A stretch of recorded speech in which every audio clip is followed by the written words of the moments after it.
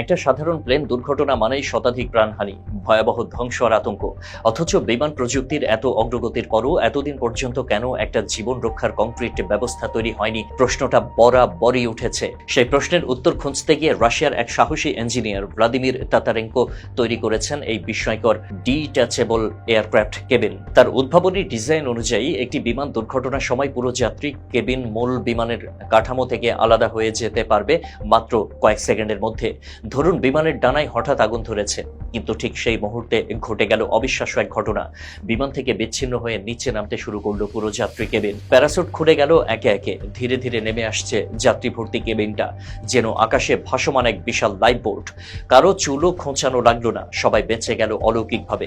এটা কোনো সিনেমার দৃশ্য নয়, বাস্তবের বিজ্ঞান আজ এমনই এক অসম্ভবকে সম্ভব করে তুলেছে ডিট্যাচেবল এয়ারক্রাফট কেবিন। এই যাত্রী কেবিনটা তৈরি হয়েছে এমনভাবে যাতে এটি আলাদা হয়ে যাওয়ার পর প্যারাসুট খুলে ধীরে ধীরে ভূমিতে বা পানিতে নেমে আসতে পারে। শুধু তাই নয়, নিচে লাগানো আছে বিশেষ ধরনের ইঞ্জিনিয়ার্ড শক অ্যাবজার্ভার, যাতে ভূমিতে নামার সময় ধাক্কায় কেউ আঘাত না পান। এমনকি যদি সমুদ্র বা নদীতে পড়ে তাতেও চিন্তার কিছু নেই। এই কেবিন পুরোপুরি জলরোধী এবং ভেসে থাকার উপযুক্ত। ভেতরে থাকে ইনফ্লাইটেবল র্যাক্ট, যাতে জরুরি অবস্থায় যাত্রীরা পানিতেও নিরাপদ থাকতে পারেন। বিমানের নাক বা ডানায় কোনো সমস্যা হলেও যদি ফ্লাইট ক্রু বুঝতে পারেন প্লেন আর টিকবে না, তখনই সক্রিয় হবে এই সিস্টেম। পাইলট একটি সুইচ টিপলেই এক্সপ্লোসিভ বোল্ট দিয়ে বিচ্ছিন্ন হবে কেবিন, খুলে যাবে প্যারাসুট, এরপর ধীরে ধীরে নিরাপদে নামবে মানুষ ভর্তি এই আকাশযান। এমন ভাবনা এতদিন ছিল কল্পবিজ্ঞান, আর এখন সেটাই বাস্তবে রূপ নিচ্ছে। এমন একটা সিস্টেম থাকলে সবচেয়ে বড় সুবিধা কি? সহজ উত্তর, মানুষ বাঁচবে। প্রতি বছর বিমান দুর্ঘটনায় গড়ে প্রায় 500 থেকে 1000 মানুষ মারা পড়েন। অথচ শুধু এই ডিট্যাচেবল কেবিন থাকলে প্রাণহানির সম্ভাবনা কমে যাবে প্রায় 90%। তাতারেঙ্কোর এই ডিজাইন নিয়ে ইতিমধ্যে শুরু হয়েছে বিতর্ক, গবেষণা এবং বিনিয়োগের প্রস্তুতি।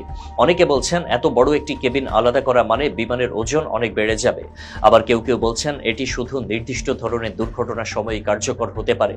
তবে তাতারেঙ্কো স্পষ্ট বলছেন, আপনি টাকা দিয়ে প্রথম শ্রেণীর সিট কিনতে পারেন, খাবার কিনতে পারেন, কিন্তু জীবন এটা তো একটাই।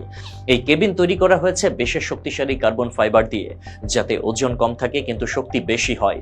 ভেতরের আসনগুলোও রিএনফোর্সড, যাতে ঝাঁকুনি বা ধাক্কা লাগলেও কেউ ছিটকে না যায়।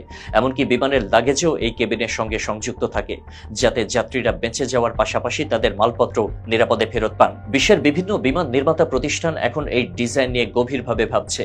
এমনকি কিছু সামরিক পরিবহন প্লেনে পরীক্ষামূলকভাবে এই সিস্টেম চালু করার কথা উঠছে, কারণ যুদ্ধক্ষেত্রে বা দুর্গম এলাকায় পাঠানো সেনাদের জন্য এটি হতে পারে একটি গেম চেঞ্জার। এত সব সুবিধা থাকা সত্ত্বেও এয়ারলাইন কোম্পানিগুলোর একটা বড় অংশ এখনো এ নিয়ে দ্বিধায়। তারা ভাবছে এত ব্যয়বহুল প্রযুক্তি যুক্ত করলে টিকিটের দাম বেড়ে যাবে না তো? কিন্তু প্রশ্নটা এখানেই, জীবনের চেয়ে কি বড় কোনো খরচ আছে?